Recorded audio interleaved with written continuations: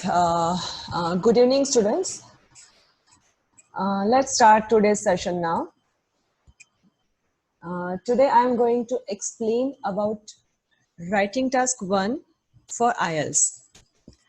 Let's begin it without wasting much time. I think you all must know that in writing task 1, there are the IELTS academic and general writing modules are similar in some ways and different especially for writing task 1. Whichever test you are going to apply, you have 1 hour to complete these 2 tasks altogether. It is the nature of the task that makes them different. Yes, you can see in this chart that in general IELTS test, the task 1 is writing a letter in response to the situation. And in academic, writing task 1 is report writing. Report is something interpreting, describing, or comparing information presented in graphic form. And then we are just going to explain that graphic form in words. Of course, writing task 2 is same for both academic and general modules. Well, as shown in this chart, let's begin with a brief information about writing task 1. Let's have some basic idea about it, in fact. Well, as already seen, the people doing the academic test will write a report on a data set, map, or a process, whereas people who are planning to appear in a general module have to write a letter to a friend or a relative or a colleague, government agency, or sometimes interested group. As seen earlier, in academic test, task 1 involves the data in a visual item or a collection of data such as a table form or a chart or a pillar chart, sometimes pie chart as well, graph chart, line graph, process chart, and you need to summarize and report the main features. In addition, sometimes they ask you to make comparisons where relevant.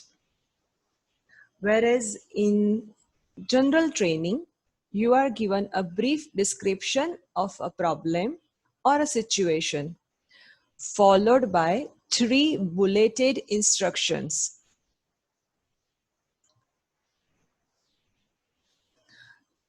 Yes, for writing task 1, you must write a minimum 150 words.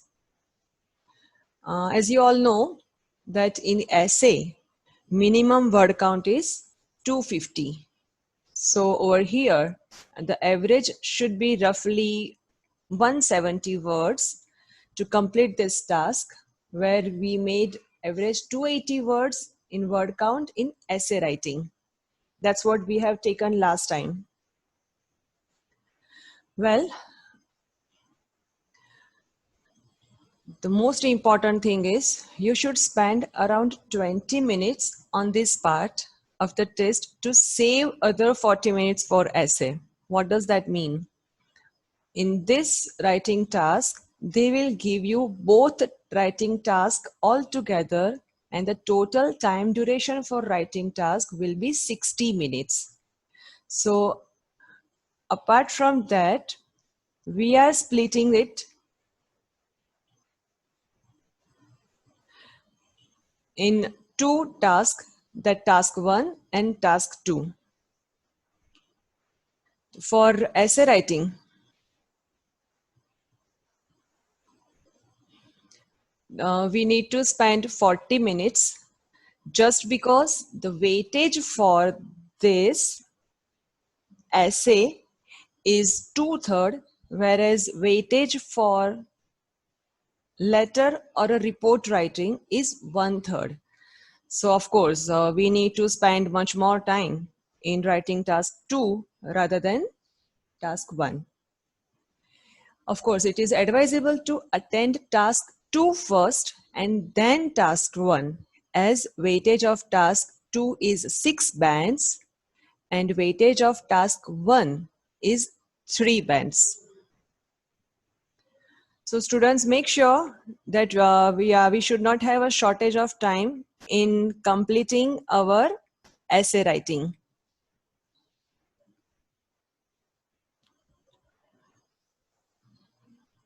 You will be assessed in these main 4 criterias. The first is task achievement.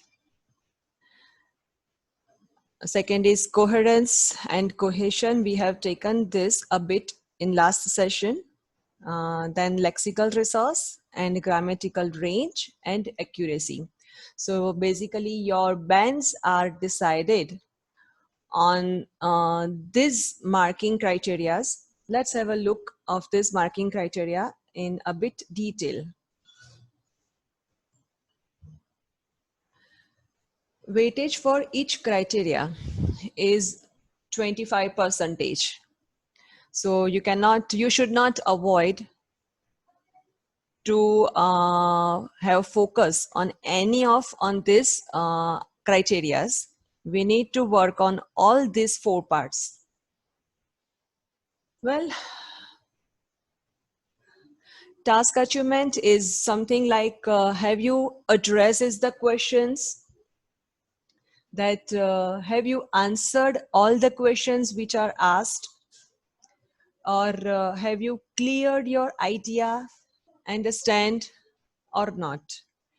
Have you mentioned the comparison where it is relevant? Have you mentioned the examples where it is required? So these are the things will come in a task achievement.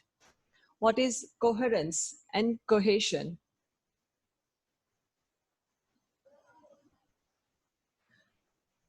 Sufficient number of paragraphs. Main idea in each paragraph. Linking of ideas or a words or a sentence or sometimes paragraph logically, and use of a proper connective words, that is called linking devices or cohesive devices. So these are the things will come in this marking criteria, that proper use of linkers, appropriate paragraphing, ultimately end up with a perfect flow of your writing. So use of now let's go to the lexical resource. Use of less common words. That means, of course, use of unique words, synonyms, minimum spelling errors. This everything comes under lexical resource criterias. And last is grammatical range or accuracy. Paraphrasing. There are a number of ways of paraphrasing. The using of synonyms, using of a variety of tenses, then use of the variety of sentence structures, how much complex sentences you are able to use. This everything come in grammatical range. And how accurate your sentence formations are. That comes in grammar accuracy. So basically, these are the main 4 marking criterias of writing part. Now, I'm explaining somewhat IELTS writing task 1, which is letter writing. Students who are preparing for academic module, for them as well, having basic idea of letter writing will helpful ultimately when you are planning to appear for an immigration process and you are planning to have exams under general IELTS, then ultimately definitely it will be helpful for you. So just have a look of general IELTS writing task 2. All right. Uh, the basic idea of general IELTS writing task 1 is identify the type of letter. Well, entire tone of your letter is based on type of letter asked, whether it is formal, semi-formal, or informal letter. Your type of letter will depend on who you are writing to and how well you know them. So on that base, we need to identify that which type of letter it is, and then you need to write accordingly, because we need to open and close the letter correctly according to the type of the language. Remember that each type of letter requires different types of opening and closing. Let's have a look in the formal letter. Now, of course, you must have a query that how can we identify that which are formal or a semi-formal or a informal letters. So here you can just read the characteristics, that if at all you don't know the someone to whom you are going to write your essay, going to write your letter, then it will definitely a formal letter. For example, you are writing a letter to a government agency. Then of course you don't know the person name of that person that to whom you are going to write your essay letter. Then opening should be just simple dear sir or madam, and then you need to write your whole letter, and ending will be yours faithfully, and at the end you need to add your complete name with the surname. In semi-formal letter, of course you know that that person by name, but you don't have a friendly relation with that person. For example, your family doctor or your insurance agent. You don't know, I mean, of course you know the name of that person, but you don't have that friendly relation with that person. In that case, you are going to use a semi-formal language type, where you need to start the opening with the dear Mr.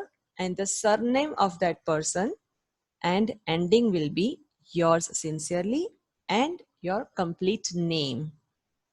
And of course, in informal letter, of when you know that person very well, whose first name you know, then you need to use the first name of that person in the opening, like dear John or dear Anita or dear X. And ending will be something like best regards or warm wishes, and just write your name. Do not add your surname.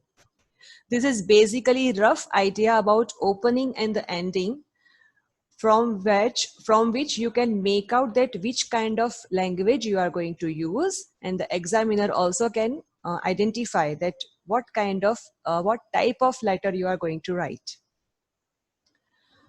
We'll take an examples afterwards gradually, so you will come to know these things very clearly. Now let's have a look on the third step. Open a formal and semi-formal letter with a formal sentence. That means something like, do not try to be friendly as you do not know the person you are writing to. So in that case, now you just need to write a simple formal sentence that why you are going to write and I'm going to write this letter in reference to, and then you can write. Or else sometimes my concern to write this letter is, and you can just explain your reason to write. Whereas in informal letter, open an informal letter with a general paragraph. It is a best to acknowledge that friendship first before getting down to the reason for your letter, rather than, of course, friendship or a relationship. If you are writing a letter to your friend, you can definitely mention in your first line that hope everything is doing well from your end. And then you can write your reason for your letter, or else you can just add that hope your parents are healthy, and yes, I'm also doing well, and somewhat you can start your letter this way. We'll come to know the exact format gradually. So this is how basically your letter goes. First of all, we need to make sure which type of language we are using, and accordingly we need to uh, draft our letter. Now complete this task in 20 minutes only. So to complete in 20 minutes, it is easy if we have a proper structure to complete this task. So let's have a look on a structure of this letter writing.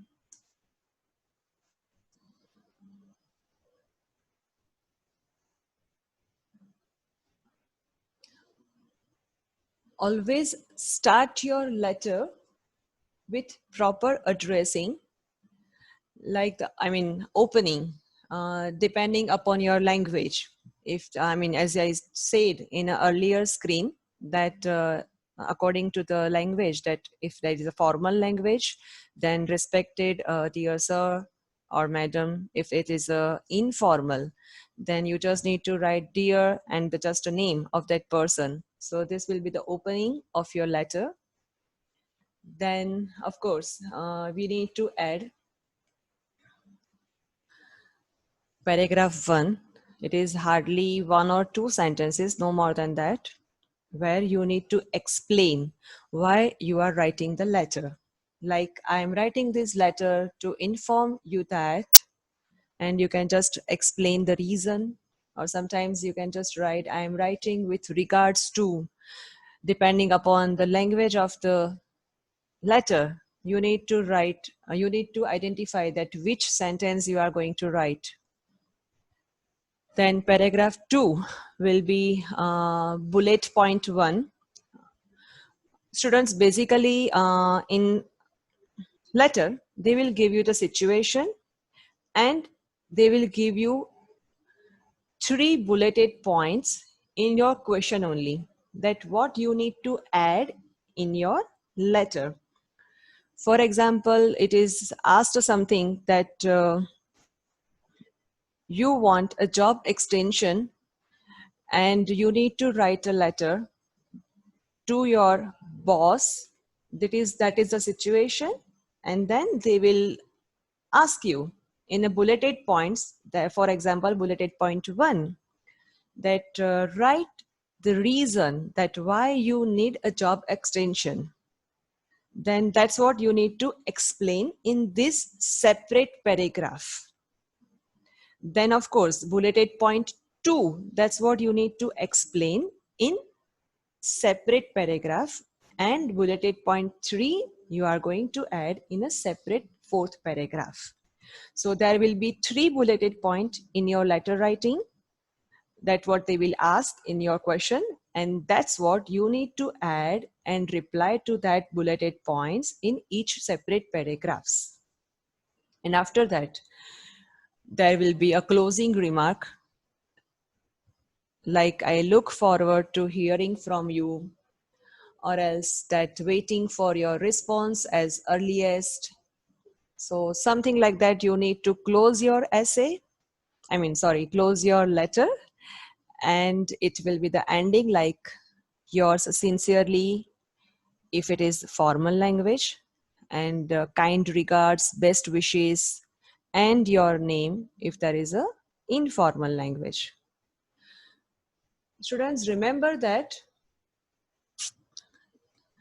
you are not supposed to add address or a date or a signature as you used to write in your normal letter up till now. But in this IELTS examinations, it is not required. Make sure you are not supposed to write these things in your letter. Well, I think this was the structure and the basic idea of the letter writing. Now let's switch on academic module writing task 1. For academic IELTS students, I am taking a brief idea of report writing. So let's have a look. For this academic report writing, first we need to be careful about instructions. Take 1 minute at least to read the question a few times and really understand what it is asking you to do. I think it seems like that it's very obvious thing, but it is one of the most common mistakes students make when you don't know what is asked and you just go with the flow that I will add this and I will add that. But make sure read the instructions very clearly first and then start your writing.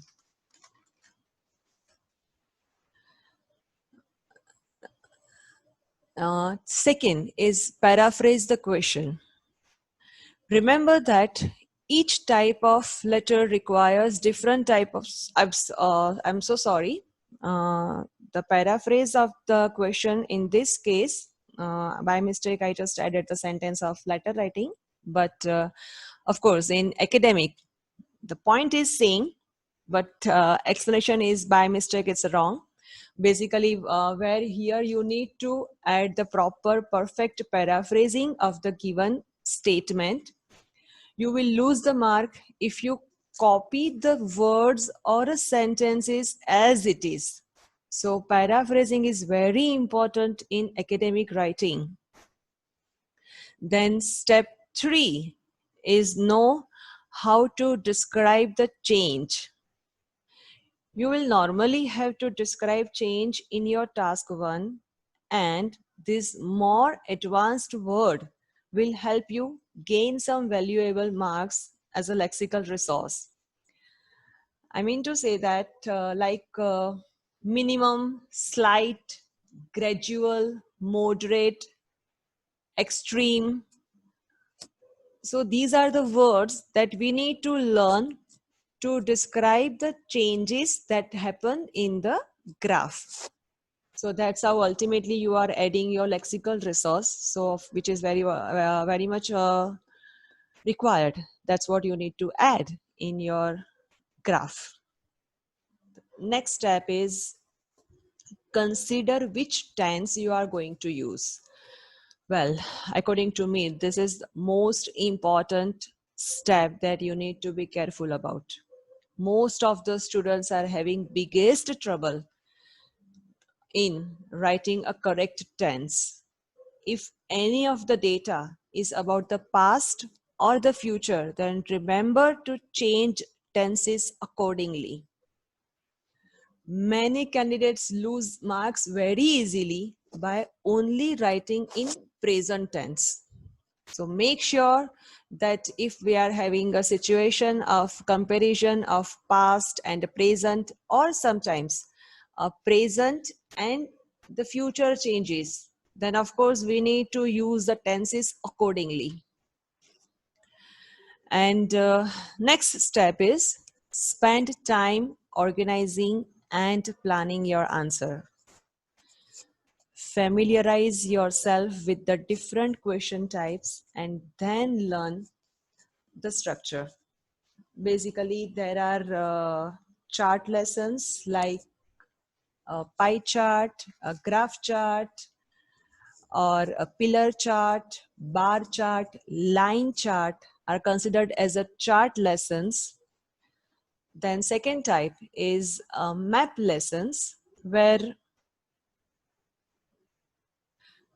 you need to describe either one map, or sometimes they add two maps. The one is about the present and one is about the future situation of particular area or a location or a factory or something like that. And then sometimes even they compare with the past and the present maps. So where you need to compare two maps.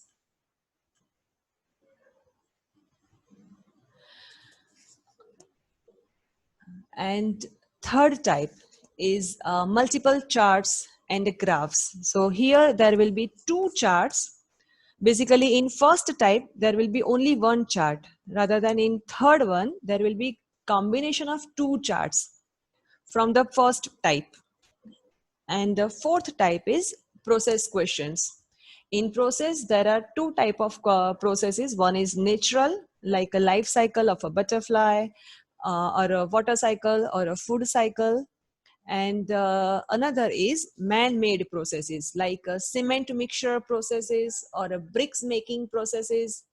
So something factory made products and the process of those products, that's what they add, and that's what we need to explain in this process question. Well, I think you are okay with this types of charts, but now again let's learn the structure. Again, same, just same as the letter, here as well there is a structure that's we should follow to complete this task in a minimum in 20 minutes roughly. So let's have a look of the structure. The first paragraph will be introduction paragraph, where you just need to paraphrase the question. That's it. You are not supposed to add any ideas in details. You are not supposed to add any comparisons in a simple first paragraph. Just explain and paraphrase what is already there in the question form. Then second paragraph, which is most important paragraph, that is overview. In this paragraph, again, you are not supposed to add things in detail. You just need to add main feature 1, main feature 2, and just conclude this paragraph only. So that will be general overview. The main feature can be something like highest value or a lowest value, or something biggest increase or a decrease, or volatile changes, and then erratic values or something like that. You need to identify. That can be anything. So it's on you to decide that which main features you are identifying. And that's what you need to mention as a main feature 1 and main feature 2. And just conclude this paragraph only. Now you have two topics, main feature 1 and main feature 2. Those two main features you need to explain in separate two paragraphs. So in paragraph 3, you are going to describe a main feature 1 in detail, where you are going to add the exact figures, a year, or a tenses as well. So if it is about comparison between past and the present, then of course you need to add a past tense as well in this paragraph 3, that earlier, for example, it is a comparison between the population between India and China. So somewhat it is like that population in India was low than the China in past. So somewhat I have used a past tense, and then it is a comparison between the present tense, and in present it is still the ratio is the same, where China is on the first population growth rate and India is at the second. So I used both the tenses. I used past tense and the present tense as well. And then you just need to conclude this paragraph only. And then same way, you need to add paragraph 4 and you need to describe another main feature 2 in details and then supporting ideas. That is it. Make sure you are not supposed to add a conclusion in this report type. because we are not concluding anything, just as we write in our essay or letters. Here we are just describing what is written, what is already there in a tabular form. So make sure, students, you are not supposed to add conclusion over here. All right, this was the basic structure of report. So this was the main idea that you have learned about report and the letter too. Now let's have a look on some FAQs. The basic difference between these two types of writing task one. One is letter writing and another is report. The first question usually students think that is paragraphing important? Well, paragraphing is important in letter. Remember that each main idea, and that is bulleted points, that you should have in their own separate paragraph, and you are supposed to skip a line between the paragraphs, whereas actually in reports paragraphing is not important, but it is advisable to write in paragraph as it gives clear idea. And that is why we have made the structures for both the types, letter and reports. So it's better to follow this structure so you can have a paragraphing and clear idea, and you can have a separate paragraphs for each bulleted points and each main ideas as well.